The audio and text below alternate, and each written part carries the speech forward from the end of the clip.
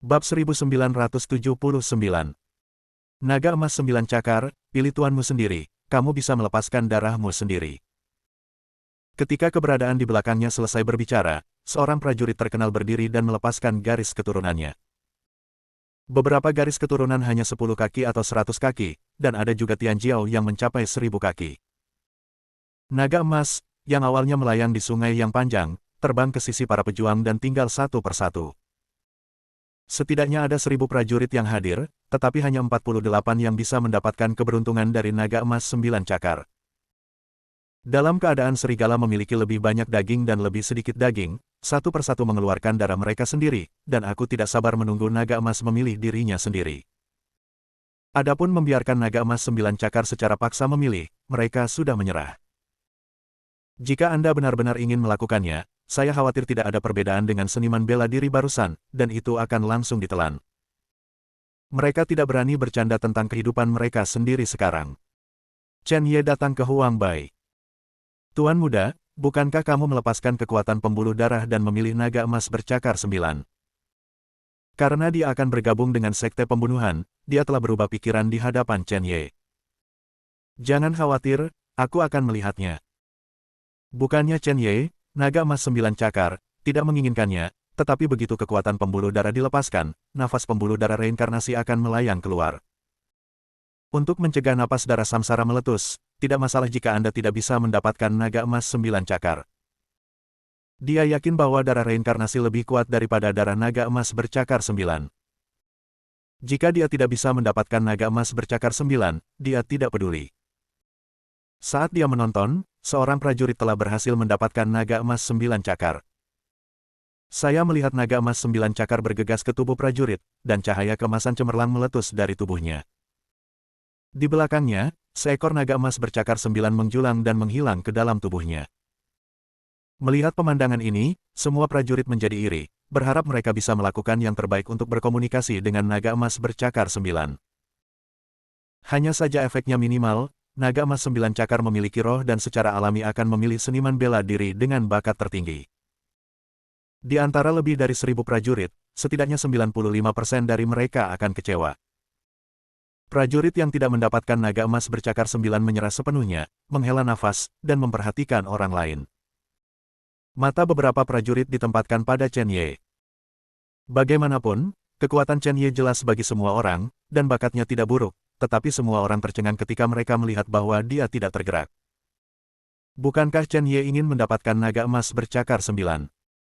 Atau menurut Anda bakatnya sendiri tidak cukup? Semua orang menebak secara acak, tidak ada yang tahu. Aku khawatir Chen Ye tahu bahwa bakatnya terlalu buruk, jadi aku malu untuk malu. Pada saat ini, seorang pria kuat dari keluarga naga suci berkata dengan suara dingin. Ketika dia berkomunikasi dengan naga emas 9 cakar, dia tidak berhasil sama sekali. Melihat Chen Ye, dia tidak tergerak dan tidak keberatan dengan sarkasme. Banyak prajurit tertawa menghina ketika mereka mendengar kata-kata keluarga Senglong. Meskipun mereka tidak menyukai sikap arogan Chen Ye, mereka tidak percaya jika mereka mengatakan bakat. Di luar istana Qiankun, Chen Ye meneteskan darah, yang jelas bagi semua orang, yang berani mengatakan bahwa bakatnya tidak bagus. Adapun mengapa Chen Ye tidak berkomunikasi dengan naga emas 9 cakar, mereka tidak bisa mengetahuinya sendiri. Tidak ada yang tahu apa yang dipikirkan Chen Ye. Huang Bai, yang berada di samping, juga tampak cemas, dia secara alami tidak percaya bahwa Chen Ye tidak dapat berhasil. Naga emas 9 cakar tidak memiliki ide sendiri, yang tidak berarti bahwa dia tidak ingin Chen Ye mendapatkannya. Selama kekuatan Chen Ye menjadi lebih kuat dan lebih kuat, hidupnya juga dapat dijamin.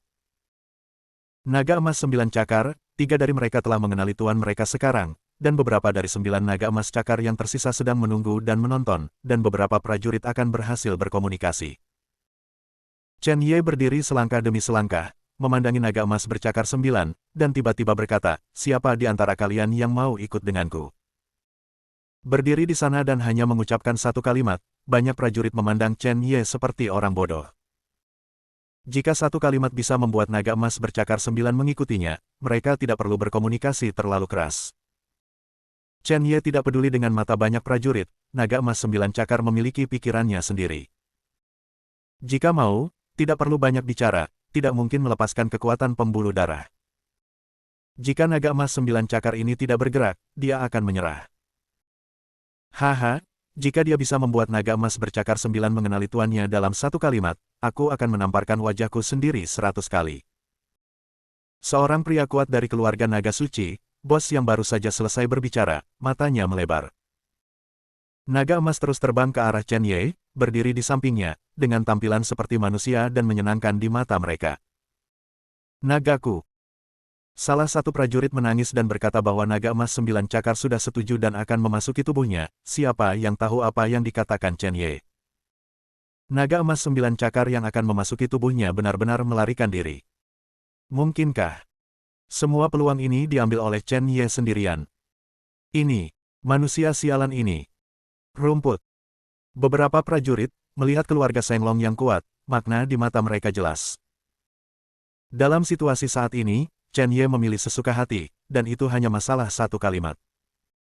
Mereka ingin tahu apakah keluarga Shenglong yang kuat akan menamparkan wajah mereka.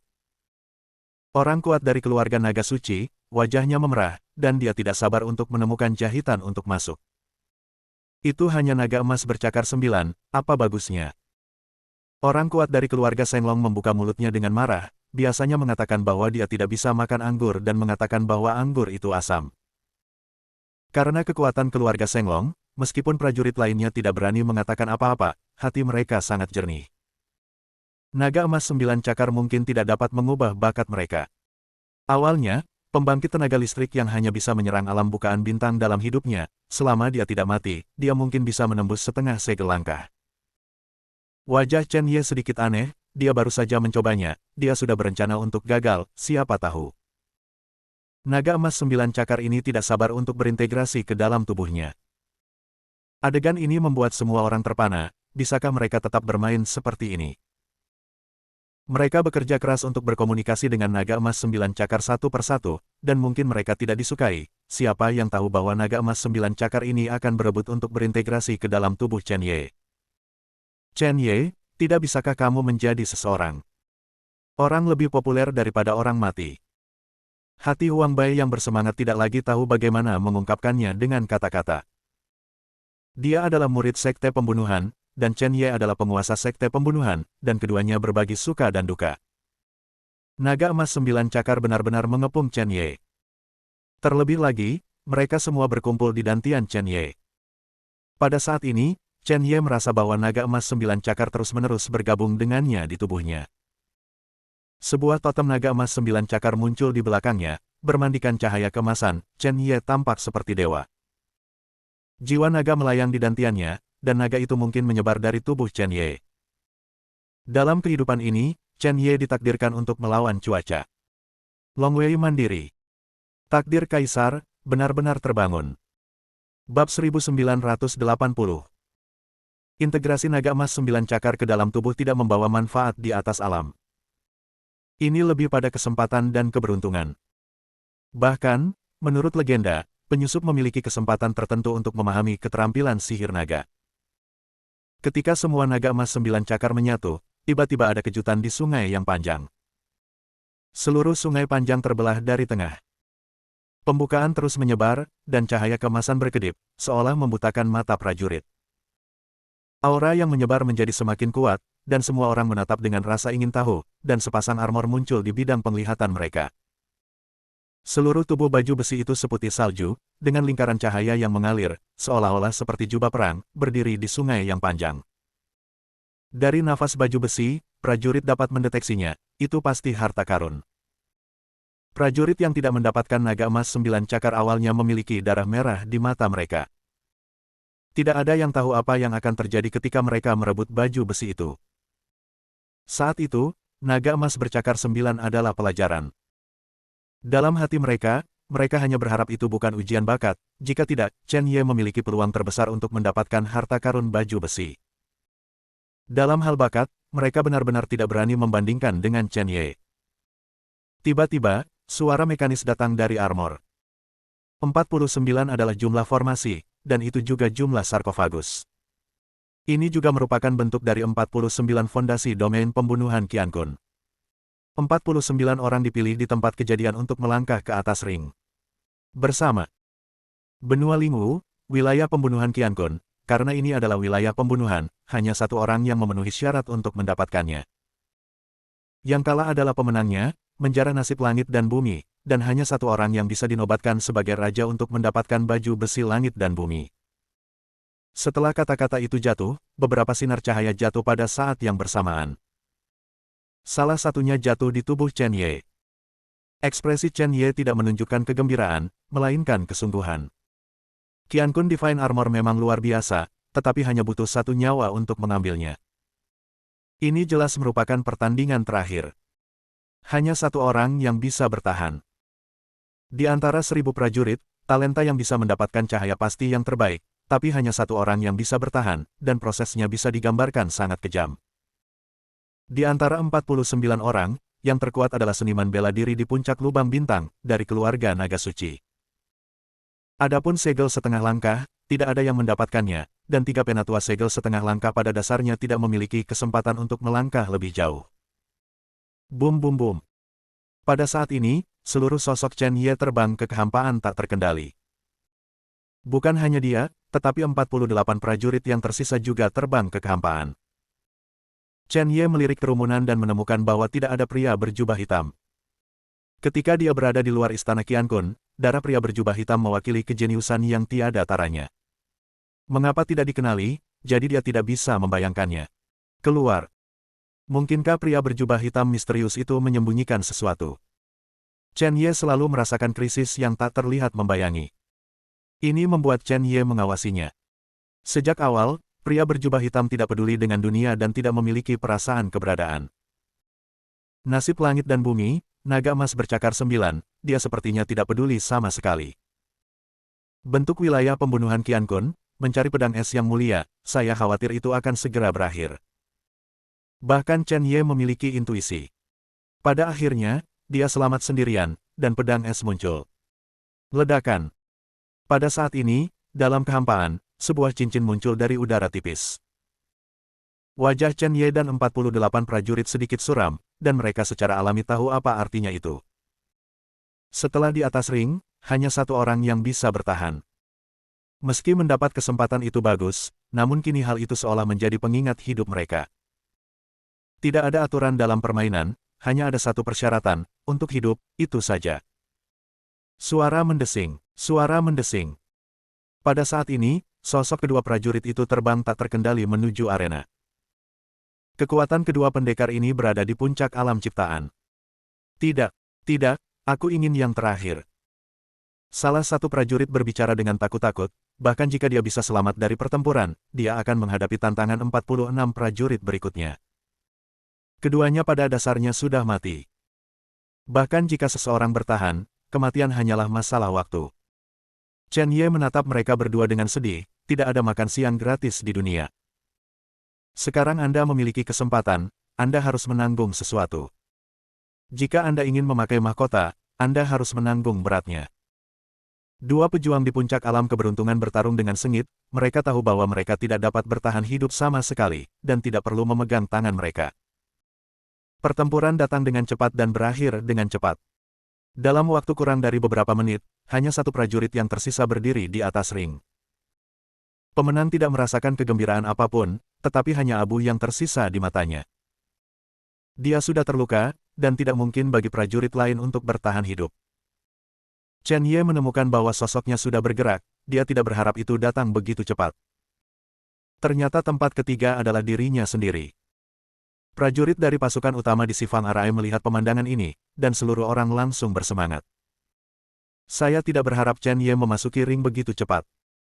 Bagaimana bertahan sampai akhir, tampaknya mereka tidak perlu mengambil tindakan untuk menyelesaikannya, dan Chen Ye tidak bisa hidup sendiri.